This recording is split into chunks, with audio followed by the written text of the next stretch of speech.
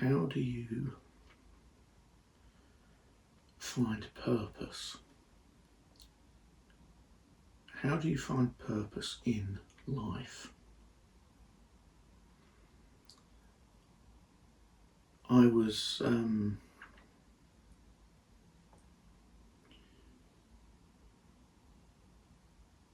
really interested in the responses I got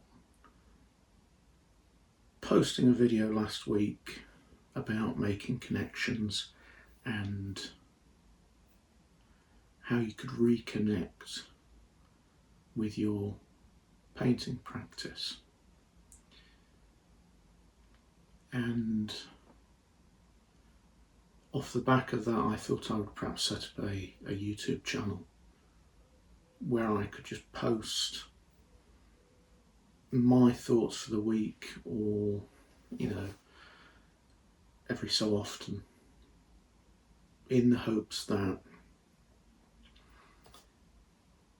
it would help someone else. I think there's not enough creativity in the world. And I think a lot of people are conditioned not to be creative and not to question. And I think that poses a serious problem for society and for individuals and their well-being. And I think this channel could be a space where, if you were interested in trying to figure out who you are in the world and where you fit, because maybe you feel you don't fit, and certainly coming from my own experience, I never feel or have never felt that I fit into society very easily.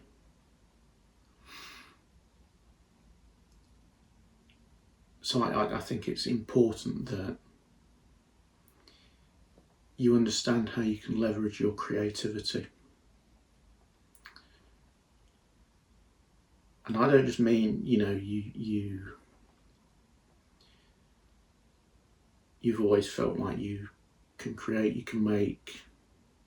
I mean, if that's been hammered out of you, if that is something that you were told, when you were 14, oh, it's a silly subject, do something serious, do something that's going to make you money.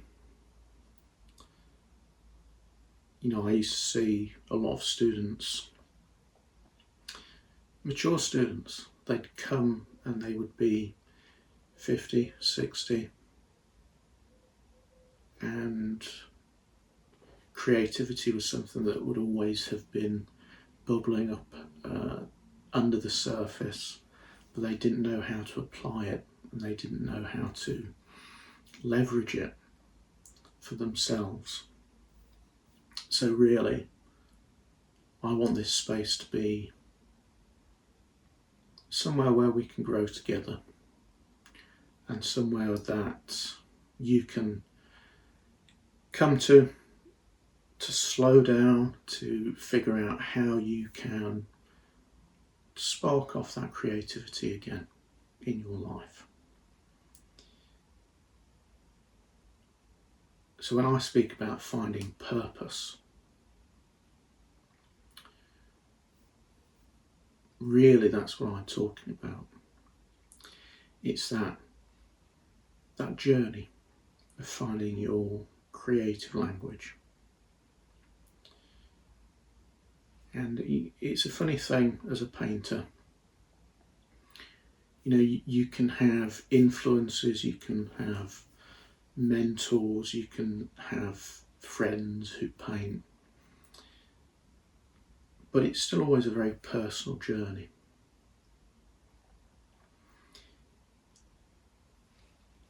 And there are always opportunities available to you, and I don't mean that in terms of, exhibitions or residencies or anything like that. When I talk about opportunities, I mean in terms of raw development, in something that comes from here inside you. And you can fight it. You can try to fight it. But mark making and painting, that is something which it's a lot like handwriting. You know, you can have rules that govern whatever you're making, whatever you're writing. But that sense of flow and mark and line, that's yours. And that is something that doesn't leave you. It just is you. It lives and breathes with the marks you lay down as a direct result of this input that you have from your hand to your head to your heart. And you can try to fight it. So you may want to be, you know, a magnificent figurative painter. But if that is not where you're at, and I don't mean that in terms of practical application. I mean if you're set up, if you're not wired to be that thing, don't fight it. See where that journey takes you. See where the adventure takes you.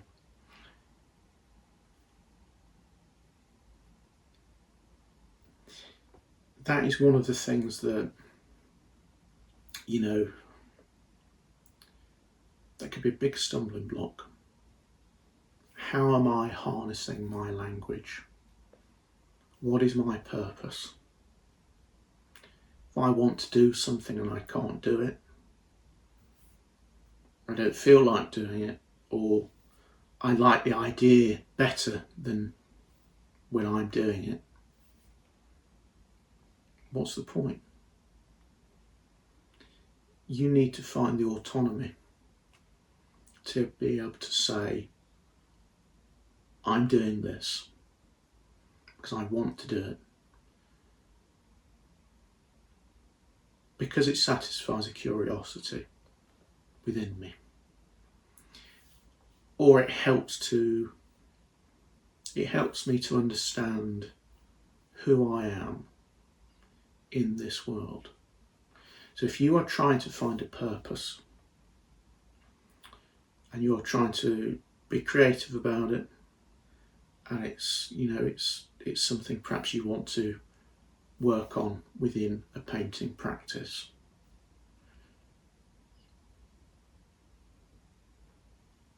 I would always say trust your instincts.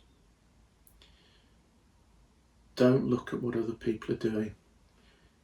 Don't measure yourself by other people. Understand what you want.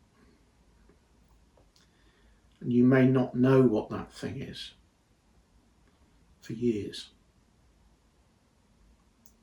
But if you apply yourself and you can start to identify things that interest you, and it may be something really, really simple. It might be colour, it might be mark, it might be surface. It might be that you don't like the flecks of a canvas as you're pressing down with your brush, but in fact that you prefer something that's hard, like a panel. You like that immovable feeling when you put your paintbrush onto it. It may be that you don't even like working with brushes at all, and yet you still want to paint. Well, what are you using? Using your hands? For years I'd used dental floss to paint with. It's like the effects and the chance of not knowing and not having that full control over the marks. So when we're thinking about finding purpose. With painting, with creativity, with unlocking your potential, there are no limits. So don't let anyone tell you that there's a right way and a wrong way. There is only your way, okay? And you can measure the success of that in here, with whether it feels like you're going somewhere with it. And you'll know. You'll know because you will have a dialogue with your painting. So, you know, we're social creatures, we communicate a lot. We communicate with other people, but we can also communicate with ourselves and understand what we want. So if we're talking about that dialogue with your painting, does it make you angry? Does it make you sad? Are you happy?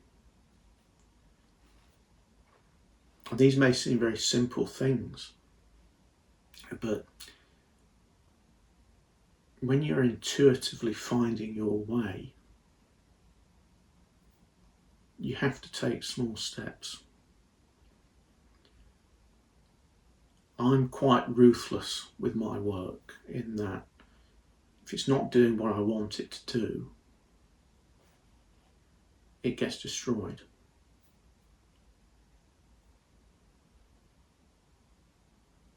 Because that's how I work. But that doesn't mean that's how you work. One of the solutions I've come to embrace with my work is the fact that I like obliteration. Every session I will come to my painting and I will completely rework the surface.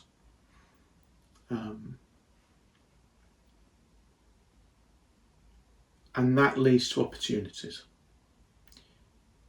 It may mean that I lose things within the painting that I like, but when I'm working, it has to mesh organically. And I never feel really that can happen for me in my practice if I work on a tiny bit at a time. So everything gets obliterated, and by that I mean I work quite thick usually, and there might be areas that are still tacky, there might be areas that are not dry at all, there might be areas that are dry but get covered up. So it's this whole shifting and pushing and pulling. So my dialogue with my work is that sense of the unknown. It is the excitement of coming to a painting and losing it, and you can't pull it back. Sometimes you push a painting so far that you've lost everything. And for a long time that used to make me angry. I used to have quite a temper, and that would mean the work would get destroyed. And obliterated completely. There would be nothing left. But the arrangement I've come to over the years, by embracing that sense of renewal and obliteration,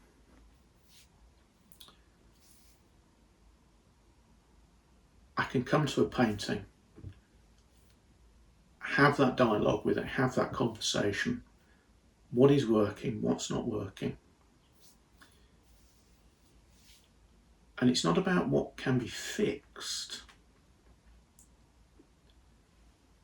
It's about a sense of authenticity. and knowing whether it works,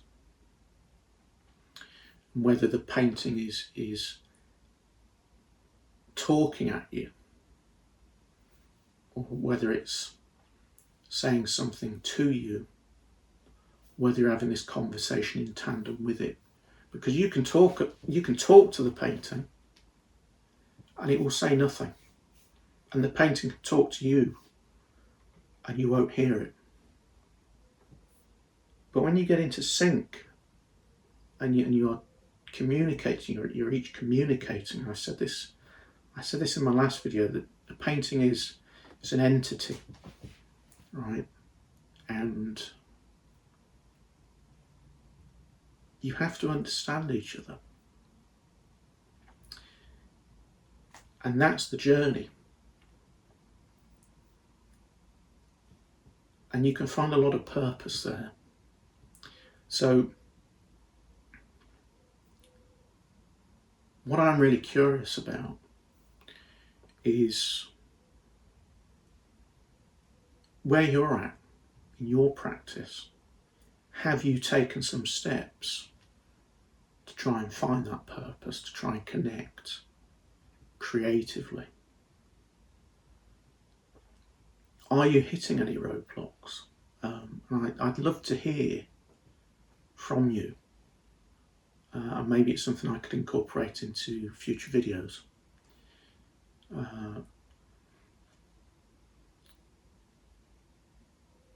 But the important thing, and I keep going back to this sense of creativity being a journey, painting being a journey. Once you allow yourself to embrace the fact that you can make things and you can do things that don't require anyone else to give you approval, it's something that you do off your own back autonomously, that could be a very powerful thing, and that could be a very constructive thing. And I would encourage everyone to try and find a little bit of that in their life,